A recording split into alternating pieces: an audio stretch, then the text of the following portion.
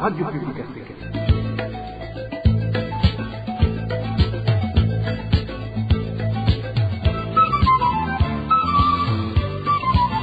Radio Publique Africaine.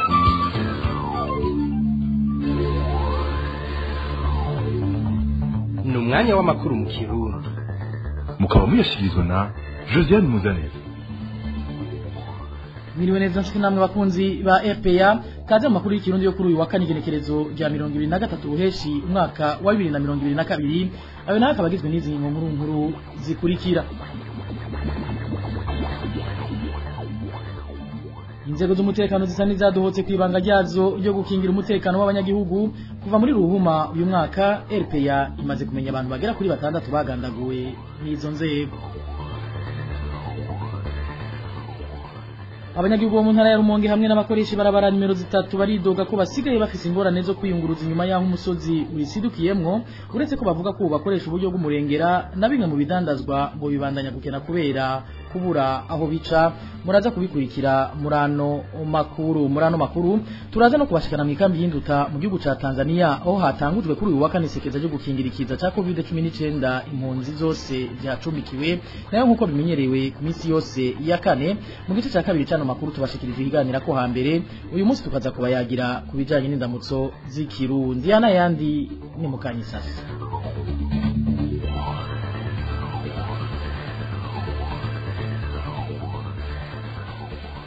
Ndasubiye kubaramutsa. Icaha caraye gikozwe n'umupolisi yagandaguye umuntu izuba riva ngo n'icaha kirimwo inyongera kibi kandi kitababarirwa, bivugwa n'umushingwamanza Janvier Bigirimana uyasanzwe ari no mu baharanira hagati y'akazi na muntu, asaba ubutungane kumuhana hakurikije amategeko, gutyo n'abandi bagifisa aho gatima k'ubunyamaswa basubizwe ku murongo. Kurikira umushingwamanza Janvier Bigirimana.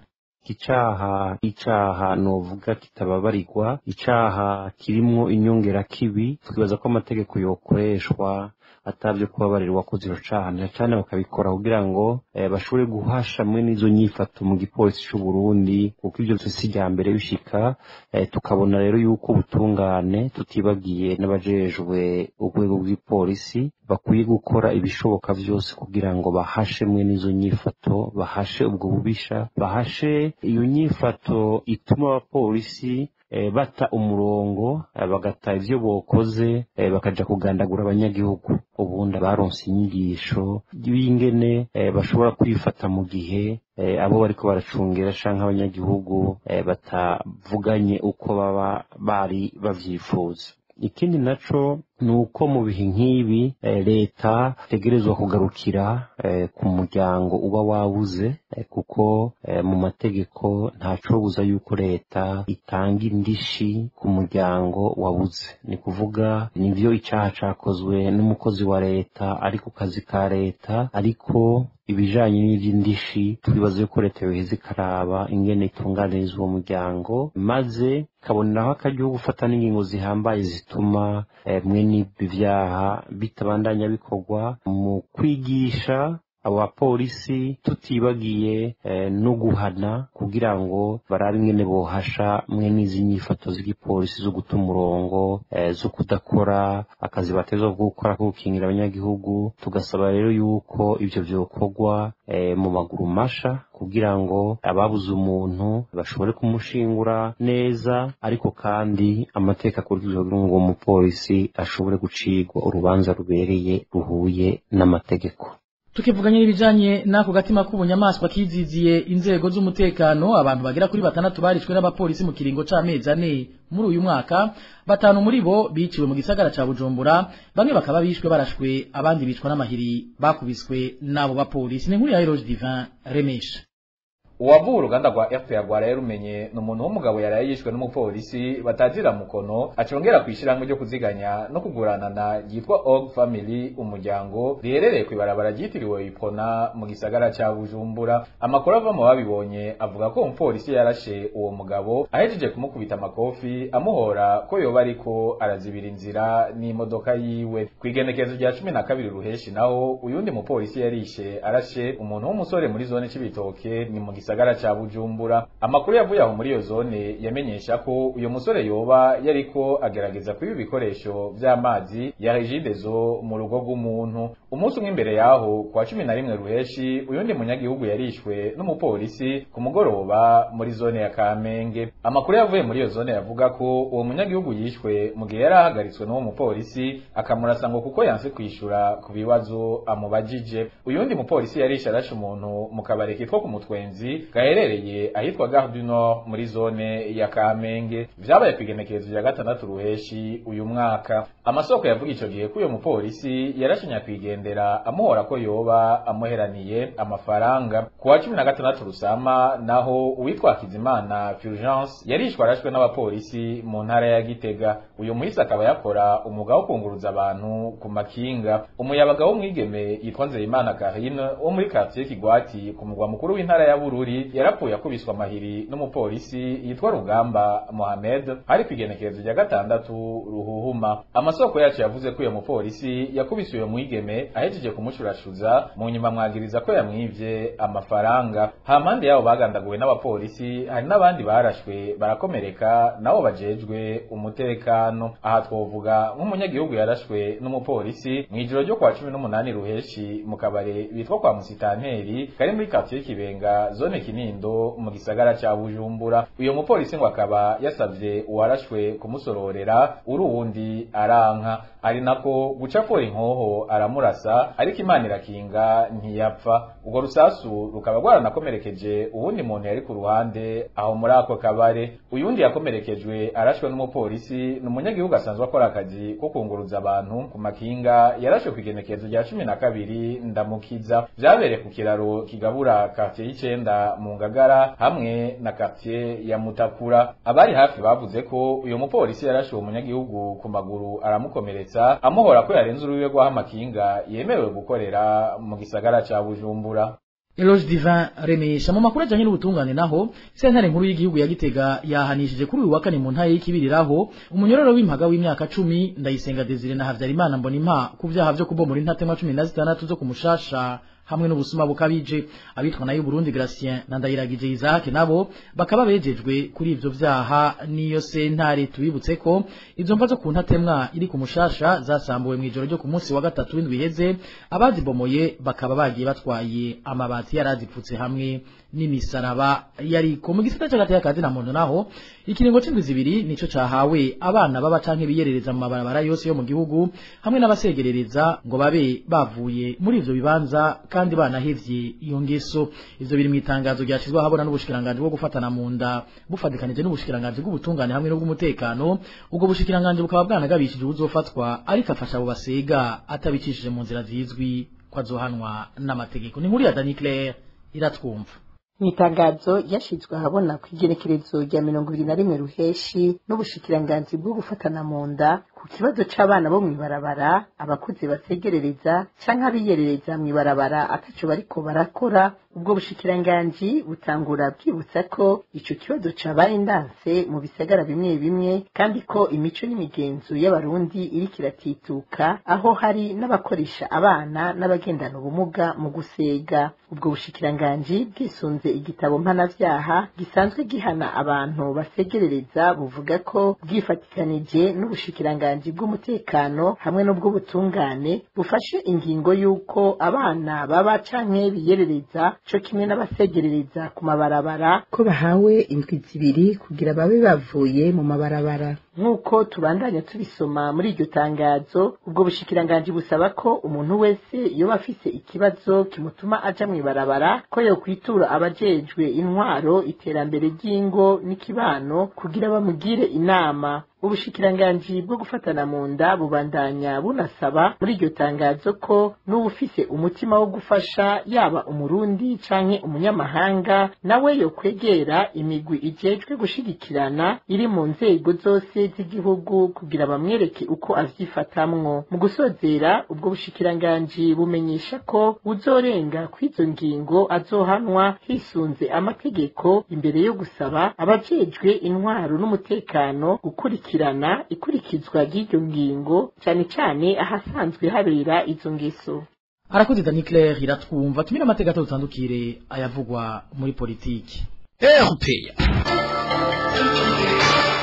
umugambwe CNL wamenyesheje ubicishije ku rubuga ngurukana bumenyi rwawo rwa Twitter ko umugwi w'abashingamateka bawukomokamwo wemerewe gushirwaho n'umukuru w'inama nshingamateka. Ni nyuma y'aho abashingamateka ba CNL bari bahagaritse kuja mu bikorwa by'inama nshingamateka byabaye kuwa 21 ruheshi bitumwe nuko amategeko ari karahonyangwa mu kutemererwa gushiraho umugwi wabo. Hagati aho mu Rwandiko Gerard Ndabirabe yarayasohoye yafashe ingingo yuko atamugwi n'umwe w'abashingamateka wemerewe gusubira gukora ibikorwa vyawo mu ngoro y'amakoraniro y'inama nshingamateka nk'uko vyari bisanzwe. Nayo nk'uko nari nabibabwiye mu ncamake zano makuru imyidogo ni myinshi mu bakoresha ibarabara ry'igihugu nomero 3 kubera bafise ingorane mu kwiyunguruza inyuma ya hiryo barabara ricikiye mu gace ka Rutunga ku munsi wa mbere w'iyindwi. Muri kino gihe ingenzi ngo zibanza gufata ubwato kugira zishobore kubandanya urugendo, ibiheza bigatuma hakoreshwa uburyo bwinshi. Ni inkuru twateguriwe na Emmanuel Niyongeko.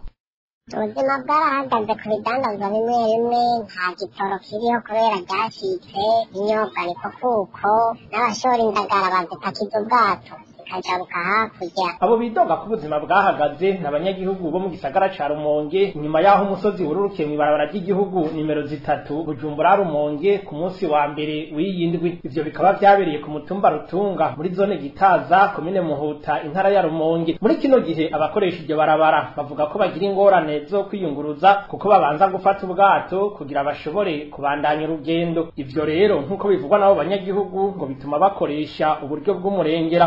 Uyu numwe mu bakoresha iryo barabara ry'igihugu nimero 3 uvuga yuko uvuye mu Rumonge ugashika hajya byacikiye ucuyanka sinire gutyo, hanyuma ugaca ufata ubwato. Mu bwato bagutwara hagati y'ibihumbi 2,500 n'ibihumbi 3,000. Amahera bayiyongeye kw'isoko rya Bujumbura Rumonge, ugaca fata iyindi yiji Bujumbura. Urumva usanga bitwaye amahera menshi cyane gushika i Bujumbura. Uvuye nko mu Rumonge ugasanga biriko biratwara amaduze nire gutyo. Bujumbura gushika mu Rumonge yari ibihumbi 7. Ntibyoroshe kabisa. Byongeye bimwe mu bidandazwa bibandanya gukena cane cane ibyahora bijanwa mu gisagara ca Rumonge bivuye ku mugwa mukuru w'ubutunzi Bujumbura. Ibidandazwa bidashobora guca mu mazi, ibitoro, inzoga, ibidandazwa bikomakomeye. Dufate nk'abantu bahora baja kurangura Bujumbura bakarangura ibidandazwa byinshi, urumva kupakiza ubwato ntibikunda. Ivyo byose uravyumva yuko bica bitera ingaruka mbi mu ntara ya Rumonge no mu micungararo yaho. Nibicishije ku rubuga ngurukana bumenyi Twitter ku munsi wa mbere nyene igihe iryo sanganya ryaba, ishirahamwe rijejwe ivy'amabarabara mu Burundi ARB mu mpfunyapfunyo ryari ryatanze ikiringo c'iminsi 5 kugira iyo ngorane izoba yatorewe inyishu. Arakoze Emmanuel Niyunge. Kandi havugwa imyidogo ni mu ntara ya Gitega aho abanyagihugu baho banegura ko ibiciro by'ibinyobwa vya Braludi vyashinzwe na leta bitacubahirizwa mu bunywero ndetse n'amahadabu yahora acibwa abadandaza baduza ivyo biciro akaba atagitangishwa. Abihereza ivyo binyobwa bagasaba abajejwe intwaro gusubiza ibintu ku murongo, abikikamukiza mu kuduza ivyo biciro nabo bakabihanirwa. Inkuru ya Elvis niyo mungere.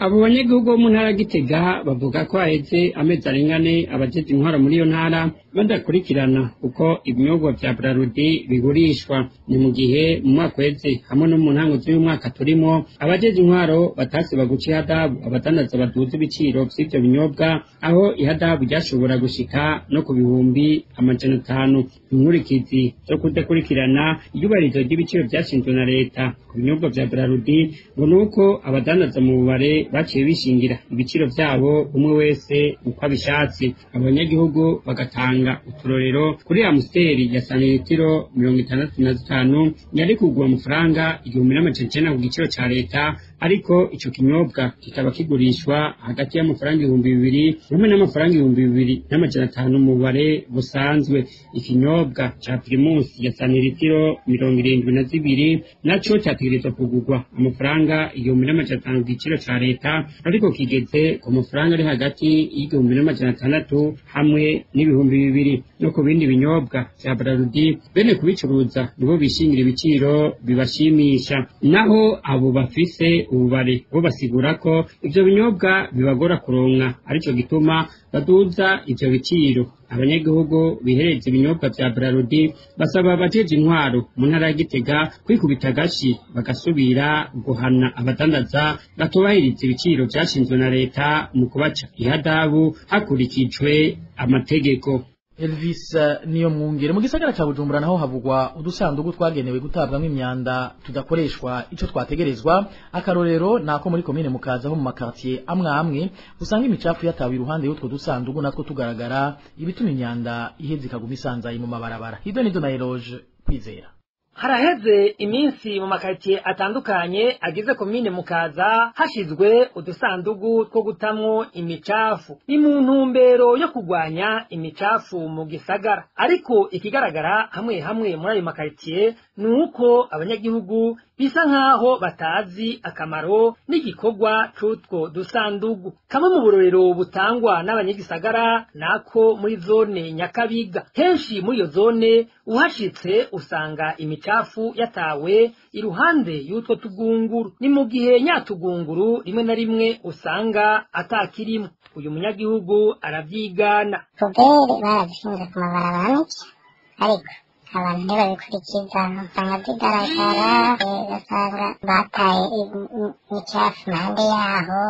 Yego abageni naco imicafu mu ngo mu mango uracashira mu mifuko hanyuma imodoka ikaza kubitora. Yego abasaba murakoze.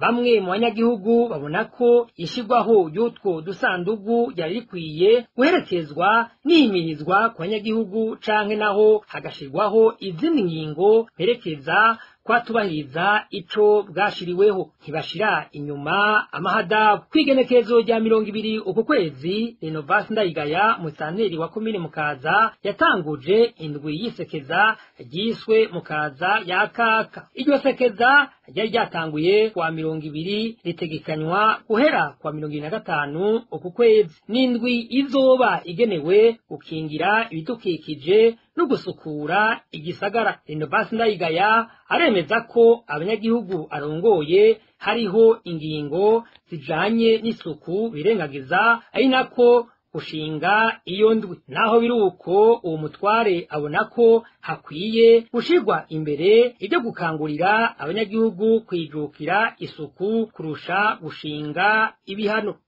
Eloge Kwizera arakenuye mu yavugwa hanze y'igihugu naho guhera kuri uyu wa kane mu ikambi y'impunzi nduta mu gihugu ca Tanzania hatangujwe isekeza ryo gucandaga impunzi kugira zikingigwe akaranda k'umugera wa corona. Iryo sekeza rikaba ryitabiriwe cyane n'izo mpunzi. Ni nkuru ya Eric niyo nzima.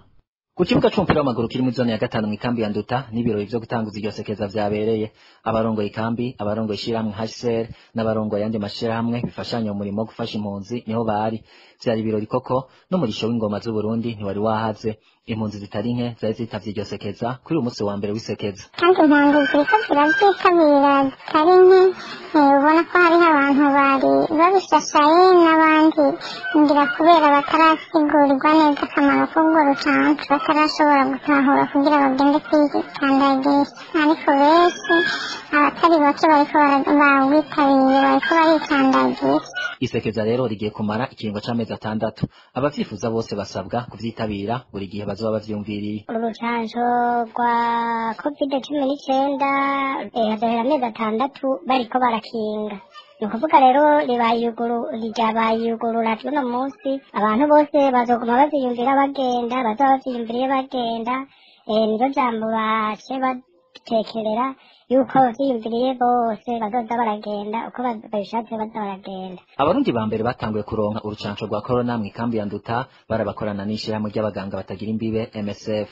Ubwo rucanco bakaba baronkejwe hagati mu kwezi kwa 11 muri 2021. Tubamenyeshe ko mu gihugu ca Tanzania hasigayemwo impunzi z'abarundi baba 130. Ikambi ya Nduta muri abo isigayemwo ababa 100. Nkuko bisanzwe rero ku minsi yose ya kane uyu ni wa mwanya wahariwe ikiganiro ako hambere. Uno munsi tukaza kubayagira ku bijanye n'indamutso z'ikirundi hamwe n'insiguro zifise ku barundi. Ikiganiro ako hambere cy'uyu munsi mugishikirizwa na Ines Gakiza.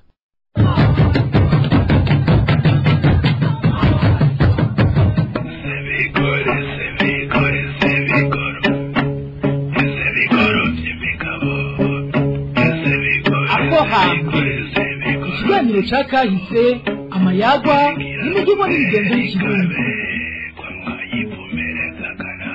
Ako hambere mugishikirizwa n'abamenyesha makuru ba RPA iminsi yose ya kane.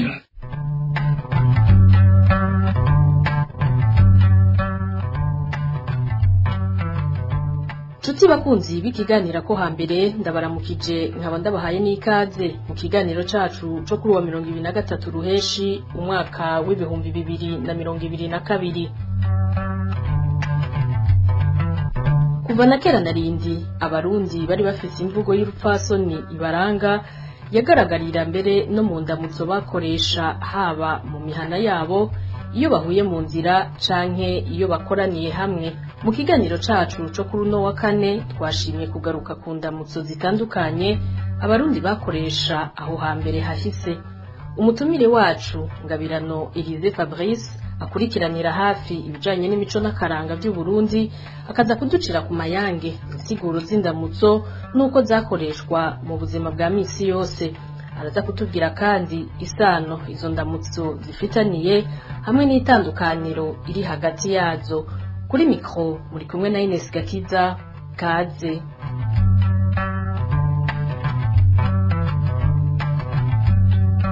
Nkuko mwavyumvise mu ntangamarara abarundi bari bafise indamutso zitandukanye, zo nazo zikerekana igishika n'urukundo bafitaniye hagati yabo. Muti mbega none izo ndamutso zari izihe, zasigura iki? Umutumire wacu Ngabirano Elise Fabrice avuga ko indamutso abarundi bose bahurira ko ari indamutso y'amahoro. Yo nayo ngo yafasha kumenya uko abandi bamerewe hamwe no kubipfuriza kuroranirwa. Indamutso numugigo ukoreshwa iyo abantu babiri canke barenga bakoraniye hamwe canke bahuriye ahantu. Ikaba ifise rero insiguro zibiri. Hariho ubwa mbere kumenya uwo muhuye canke abamukoraniye hamwe ingene bamerewe n'ivyo basize mu miryango yabo, kugira ngo muheze mumenye ico mukora canke ico muganire mwamaze kumenya umwe wese ingene amerewe. Nimwasanga yaramutse amahoro canke iwabo baramutse amahoro, muheze muze kuganira kuvyiza canke gushikiriza ivyifuzo muba mufise. Iyo mwasanze naho hari bimeze nabi, hari ivyo muheza ntimubiganire bivanye n'umuntu ingene amerewe. Hanyuma iyindi nsiguro ya kabiri y'indamutso ni icifuzo. Mu gihugu c'u Burundi icifuzo cashizwe imbere n'abarundi baravye bashobora guhurirako n'amahoro, koko nta gisumba amahoro. Nico gituma rero umuntu mu kumuramutsa umwipfuriza amahoro. Indamutso y'amahoro ikoreshwa haba ku bantu babiri, haba ku bantu benshi, haba kukuramukanya bisanzwe canke guhurira mu kayira, canke mbere no mu manza novuga zineza, eka mbere n'imanza z'igihugu baramukanya bati tugira amahoro. Haba mbere no mu manza z'imburano naho nyene batangurira muri gira amahoro. Mu mburano indamutso iba amahoro n'ubutungane. Nico gituma iyo umuntu agira ashikirize imburano ziwe agira ati gira amahoro, hanyuma akarangiza agira ati munkoreye ibi n'ibi n'ibi bwoba ari ubutungane. Murumvise ko kuva kera abarundi bose iyo bava bakagera bahurira ku ndamutso y'amahoro. Umutumire wa kino kiganiro Ngabirano Elise Fabrice avuga kandi ko abarundi bari bafise imvugo iri mu buhinga budasanzwe bwo kwerekana ko bakundana iyo bariko bararamukanya. Rimwe na rimwe izo ndamutso zikajamwo no kujajura. Indamutso rero twisunze nijya ndangura kintu yayo yuko umenye ingene umuntu amerewe, hanyuma ukanamwipfuriza amahoro. Ni ikimenyetso cy'urukundo n'umubano mwiza hagati y'abarundi. Iyo abantu rero bakundana no gutebura baratebura, ari naco gituma wasanga nkajya umuntu agiye mu muhana n'ubo biracaba aramutse atabaha hano nabo bakamwitaba ati nimuzane, bakamwishura rimwe na rimwe bati kuvyo muzanye, canke bakishura bati turiko turabirondera, canke bakishura bati twahaye abandi. Nkuko womenga icaba kimujanye kwari kurondera ivyo byo kurya canke ivyo kunywa, ariko ivyo caba kimujanye bwari bwa buryo bwo gutebura. Umuntu nabatebura n'umuntu basanganywe kandi bakundana. Nabo nyene mu kumwishura bamwishura rimwe na rimwe nkuko umenga baramwimye kandi batomwima mu gihe yoba bikeneye, ndetse n'ico yabaje kurondera yarashobora kukironka. Nico gituma rero indamutso ifise akamaro gahambaye. Muti mbega none indamutso zari zitandukaniye hehe? Ngabirano Elise Fabrice asigura ko indamutso zari zitandukanye bivanye n'abaramukanya baribo. Baserugo bari bafise indamutso bisangije iyo bahuye bipfurizanya gutunga no gutunganirwa.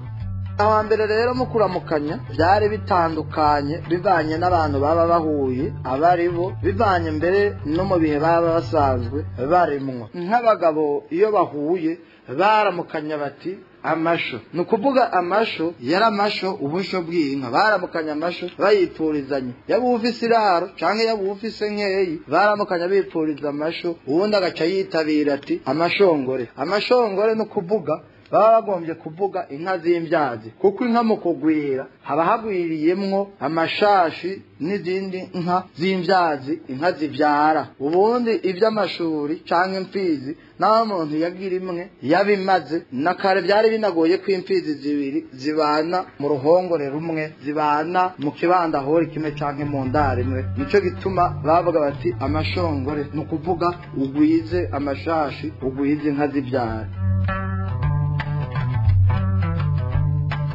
uretse ba serugo n'abandi ni ukuvuga abakenyezi n'abana bari bafise indamutso zabo abakenyezi baherukana kera ngo baramukanya baririmba babazanya uko iyo bavuye bamerewe abana nabo bari bafise indamutso ibahariwe bifurizwa n'abakuze kuroranirwa abagore nabo iyo bahuye kenshi baramukanya muco bita kazehe muri ako kazehe baravugamwo ivyifuzo byaba ari ibibazo uwundi akitabiriza ati gira iyo uja gira iyo uva abiwanyu mbega baradutasha nibaba badutasha ni vyiza cane natwe turabatasha uzobaramutse uyundi akaguma yitabiriza ati yego yego yego ma hanyuma iyo umuntu akuze ahuye n'umwana naho yari ufise se yamufata ku bitugu akagira ati gira so gira izina gira iyo uja gira iyo uva tera imbere sangwe kugira ngo uyo mwana nyene yiyumve yuko inkombo ziheze yiyumve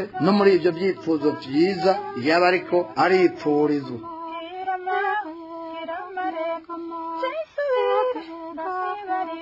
Jenda kunda FPR wera kunda abamama abapapa abana abatamu n'abatamakazi abarundi n'abanyamahanga FPR nitwe cyabose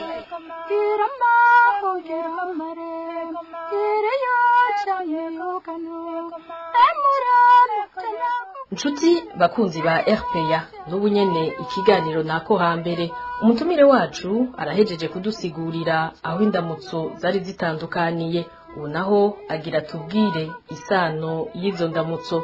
Ngabirano Elise Fabrice avuga ko indamutso arizo zatangurira ikiyago icari cyo cyose zigakoreshwa mu kwipfuriza ineza abandi. Indamutso y'amahoro ni ikomeye cyane ikoreshwa mbere no ku rwego rw'igihugu.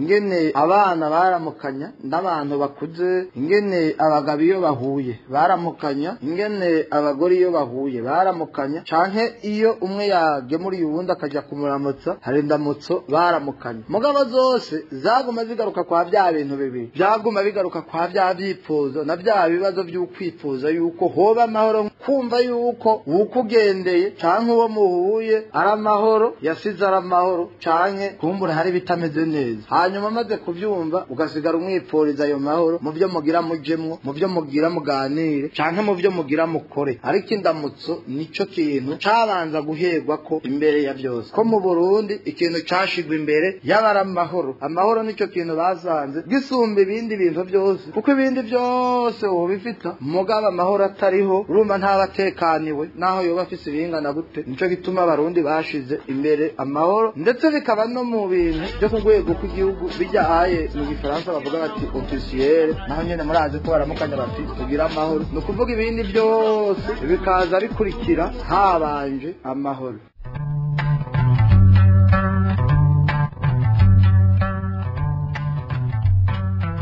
Twababwiye uko kera abarundi baramukanya nico indamutso bakoresha zasigura. Mbega none izo ndamutso hamwe n'iyo migigo y'ikuramukanya yari mu imvugo iryohera ugutwi byoba bigishikirizwa nk'uko vyahora kera. Ngabirano Elise Fabrice avuga ko nk'uko iyindi migigo itari mike yagiye atituka uko iterambere ryagiye riraza ari nako n'indamutso zagiye zirahinduka naho indamutso zikoreshwa ku isi yose zifise insiguro ishaka gusa ngo indamutso yaho hambere mu Kirundi yari mu rukundo n'urupfasoni bidasanzwe.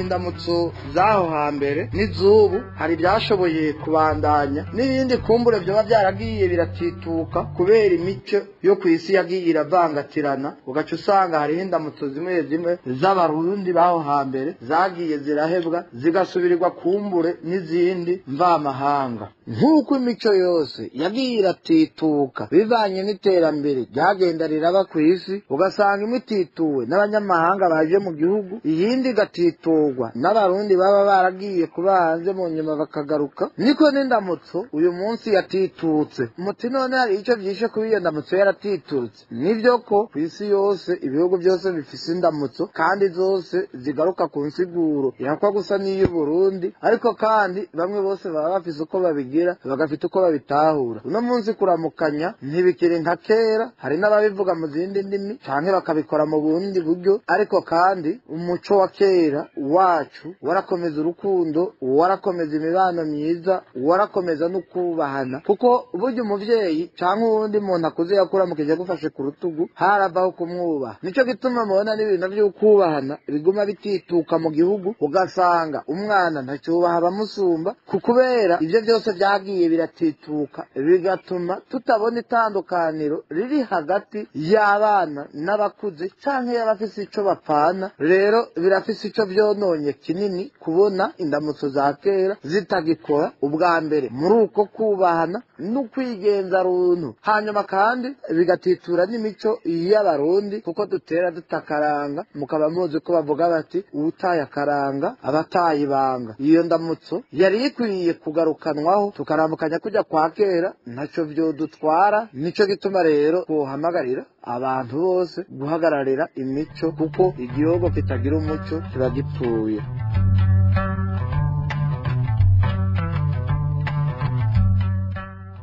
Mu gusozera Ngabirano Elise Fabrice ahamagarira abarundi bose gukurikiza indamutso y'amahoro babikuye ku mutima no gufatana mu nda nka mbere kubwo akurikiranira hafi bijanye n'imico n'imigenzo ngo abarundi bakwiye kumenya insiguro y'iyo ndamutso kandi bakayigendera. Ico novuga nuko indamutso dukwiye kuyiramukanya atari mu majambo gusa tukamana cyagishika abarundi bamanye aho hambere cuko amana ntajye umuntu akenera kumenya ingene mugenzi we amerewe hanyuma yasanze amerewe neza akamufasha kumererwa neza asanze amerewe nabi naho nyene akamufasha kuba muri mwene ivyo bihe ariho haho babaza bati mbega ayi wanyu havugwa maki muyaga maki abandi nabatina amahoro canke ativyagoranye gutyo ugaca usanga abantu bariko barakenera kumenya utuba hirya no hino mu gihugu dufatiye kuri ajya amajambo ya mwaramutse namwiriwe n'amahoro n'amajambo nyene azashimangira ivyo nyene twariko turavuga by'urukundo ariko kandi ageze kuri ico kintu c'amahoro naho tuba dukwiye kubizirikana tukabiramukanya atari mu majambo gusa umuntu akaramutsa mugenzi we amwipfuriza amahoro kandi anayamuhaye ntibibe na bya bindi usanga abarundi bavuga ngo n'uwo musanzwe mwankana ngo mwaramutse nibuza akaramutse murapfa kumuramutsa ahubwo ukayavuga ko kuyamwipfuriza uyipfuriza n'umuryango wiwe nk'uko nyine baduti abo wasize bimeze gute kandi unayipfuriza n'igihugu kuko amahoro mu gutangura atangurira mu muryango aho twari ko tuvuga mu ndamutso z'abahuye canke abagenzi basanzwe bakoraniye ahantu ariko nayandamutso nyene twavuga tuti indamutso y'amahoro yaragumaho no ku gihugu aho batangura bavuga bati tugira amahoro naho nyene inkebuzo yobamwo uvuga tugira amahoro akayahagararira bikwiye kandi koko akabona yuko ariko arayahereza abandi mu bisata byose bitandukanye ntigihave kiba ikintu kiri ngaho nyene nk'uko umenga nugushitse bwirizwa kuvuga ngo tugira amahoro canke kuvuga ati amahoro kuri twese ahubwo kikaba ishimikiro dukwiye gushimikirako koko tugasubira tukiyumvira ya mahoro abarundi baramukanya ayo mahoro agasasagara atanumwe avuyemo nk'uko no mu kuyavuga atanumwe abavuyemo.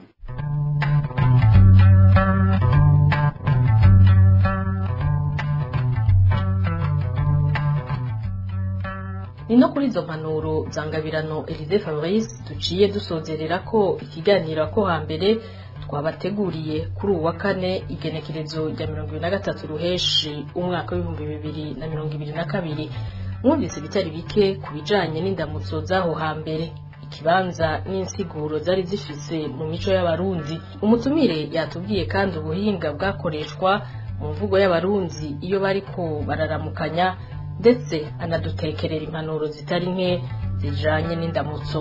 Nkengurukire rero uwo mutumire wacu Gabirano Elise Fabrice yaduhaye akanya tukaganira.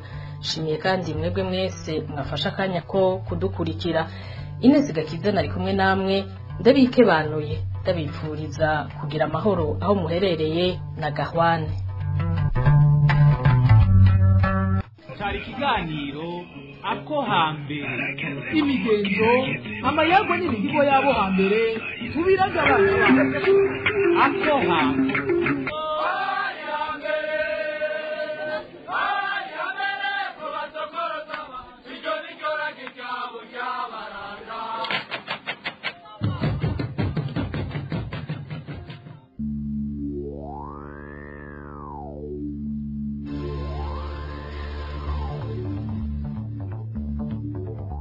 Arakoze Ines Gakiza. Nino ngaha makuru mu kirundi twabateguriye kuri uyu wa kane genekerezo rya 2023 ruheshi mwaka wa 2022 aciye agarukira. Mwakoze mwebwe mwese mwaduteza abiri, bakoze n'abagenzanje bafashije kuyatororokanya, nibagiye abahinga b'ivyuma batumye no majwi abashikira atankomanzi. Joseph Muzanete nariko ndabashikiriza nkabanda bikebanuye, ndabipfuriza kuranirwa mu banyu no mu byanyu. Imana ibandanye irinde Burundi n'abarundi n'agahwana.